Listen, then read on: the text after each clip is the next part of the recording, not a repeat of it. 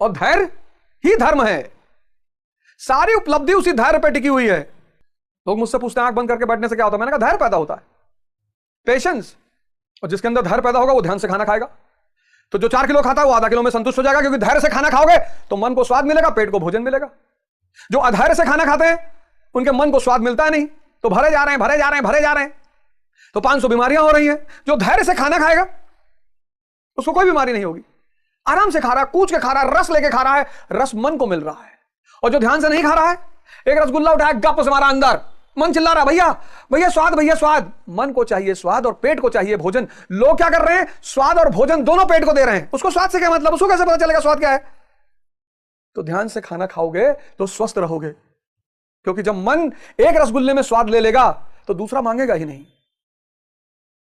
ध्यान से जो आदमी पढ़ेगा उसके पैराग्राफ का चित्र बनेगा। यहां पर चित्र, यानी ऐसे भनभन भनभन पढ़े जा रहे हैं, ऐसा पढ़ा जा रहा है कि जैसे जीवात्मा की देह में कुमार युवा वैसे अन्य शरीरों को प्राप्त में वीर पुरुष मर नहीं आते, पुनः बुद्ध हुए पुरुष एक ही है, उसी प्रकार लेश भी धरा नहीं, देह की प्राप्ति नहीं होती, कलेवर का परिवर्तन तब तक चलता जब तक। ऐसे थोड़ी पढ़ा जाता है, यहां चित्र बनना चाहिए।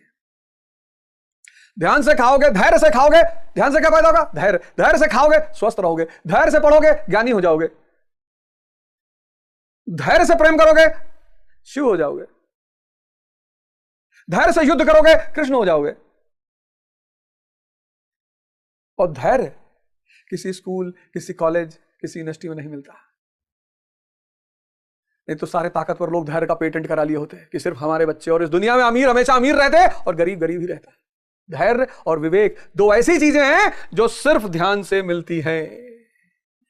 ध्यान से दो चीजें मिलती हैं, एक तो विवेक मिलता है और एक धैर्य मिलता है। लोग पूछते हैं ना ध्यान से क्या मिलता है? ये दो चीजें मिलती हैं, और यही दो चीजें जब किसी को प्राप्त हो जाती हैं तो चाहे जिस घर में हो, अब्राहम लिंकन चाहे जितने गरीब घर में हो, वो महान बन ही जाता है।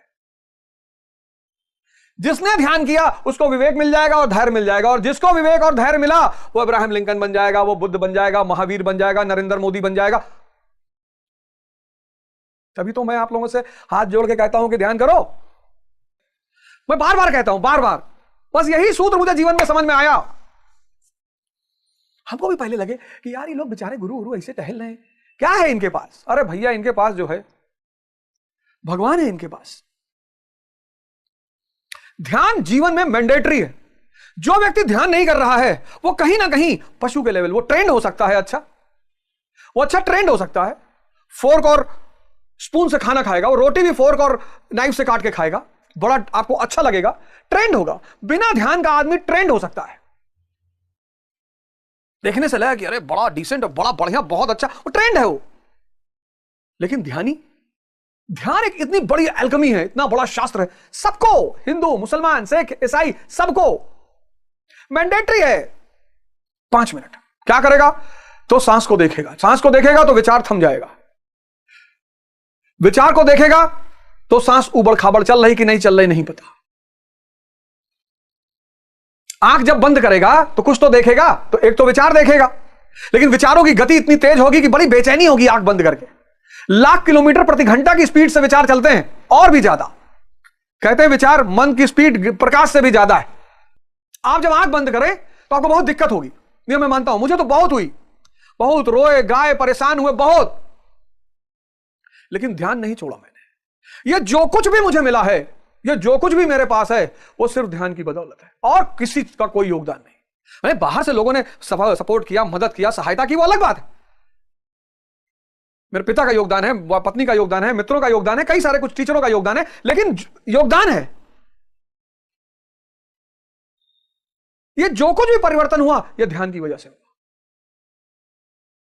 इसलिए मेरे जीवन का ये परम उद्देश्य है, परम उद्देश्य। शायद इसीलिए 24 का टिकट भी नहीं मिला कि मालिक ने कहा अभी और इस फील्ड में काम करो, 5 साल बाद सोचना।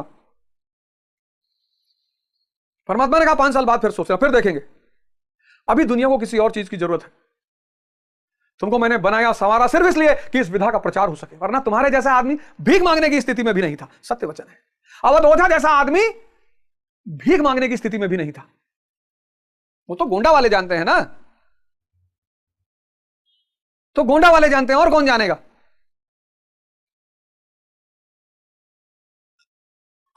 तो एक अवध ओझा गोंडा वाला और फिर एक अवध ओझा इलाहाबाद प्रयागराज वाला, दोनों में जमीन आसमान का फर्क है। गोंडा वाले भी सही है कि अरे भैया जाए दो, पता नहीं कहूं ताबीज वाबीज पाए गए कुछ होएगा है भैया, बाकी तो जाने, अब भैया मुंह ना खुलवाओ भैया, रह दो। से कोई बाहर का आदमी जाता है तो कहता है अरे भैया ओझा सर ऐसा, ओझा सर और ये बता रहे थे, अरे कहा जाए दो भैया, अब हमसे ना कहो ए सुकुल बताओ तो नहीं, तो ही बताओ, अरे रह दो भैया हमारा काहे मुंह खुलवाए हो, नहीं परा रात रहे गांजा पीकर, हम जानित नहीं है, अब आगे भैया मुंह ना खुलवाओ, अब रह दो भैया। वो सही है, वो सही बोल रहा है, वो झूठ नहीं बोल रहा है, वो सत्य बोल रहा है। इलाहाबाद आए, प्रयागराज आए, दर्शन जैसे विषय से परिचय हुआ, बुद्ध को पढ़ा, महावीर को पढ़ा, और एक ऐसी किताब से पढ़ा हरिप्रसाद सिन्हा, हरेंद्र प्रसाद या Hariprasad, HP Sinha, HP Sinha, Indian philosophy by HP Sinha. अरे भाई साहब उस किताब इतनी सरलता, दो किताबें, सीडी शर्मा की किताब भी बहुत अच्छी है, चंद्रधर शर्मा की, लेकिन जिस किताब को मैंने बहुत ज्यादा पढ़ा वो थी एचपी सिन्हा, कई बार पढ़ा, आज भी मैं ले आया हूं पढ़ता हूं उसको, HP Sinha, Yakub Masih western philosophy, Descartes, Leibniz, Spinoza, Kant, और फिर हमारे गुरुजन एच.एस. उपाध्याय सर,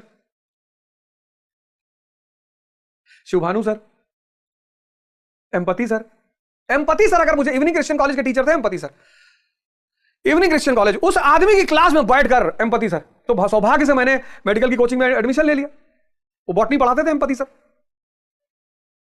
और ऑस्मोसिस तो आज तक दिमाग में बैठा हुआ है, क्या टीचर थे एम्पति सर, पता नहीं है अभी कि नहीं, इवनिंग क्रिश्चियन कॉलेज के टीचर थे, कृष्णा कोचिंग में पढ़ाते थे, वो जो यूनिवर्सिटी के गेट के सामने कृष्णा कोचिंग थी वहां पढ़ाते थे, और जबरदस्ती मेरी माता जी मेरा एडमिशन करा के गई थी कृष्णा कोचिंग में कि नहीं पीएमटी का मेडिकल का कोर्स कर लो, बोले हम डॉक्टर बनेंगे, साला चाकू डाल देंगे अंदर, खोल के निकाल देंगे, अरे बोली यार तुम बदतमीजी मत करो, पढ़ो पहले। लेकिन एम्पति सर का जो पढ़ाने का, मैं पहली बार किसी क्लास में बैठने लगा, इसलिए टीचरों का बहुत बड़ा योगदान है व्यक्ति के अंदर विषय की रुचि पैदा करने में। और अगर आप चाहते हैं कि शिक्षक आपको रुचि से पढ़ाए, स्टूडेंटों को मैं एक मूल मंत्र बता देता हूं, टीचर कूद कूद के नाच नाच के पढ़ाएगा, 2.5 घंटे से 4 घंटा पढ़ाएगा मुझे छोड़ के। आप एक काम करो, जितने स्टूडेंट हो, आप अगर टीचर से ज्यादा पढ़ना चाहते हो रुचिकर विषय, उसका पैर छू लिया करो यार, उसकी जाति मत देखो, जाति ना पूछो साधु की पूछ लीजिए ज्ञान, उसकी जाति मत देखो, उसका धर्म मत देखो, उसका क्षेत्र मत देखो, जहां मिले पैर छू लो, इतना मस्त रहेगा, 2 घंटे की क्लास 4 घंटा पढ़ाएगा और खूब रोचकता से पढ़ाएगा।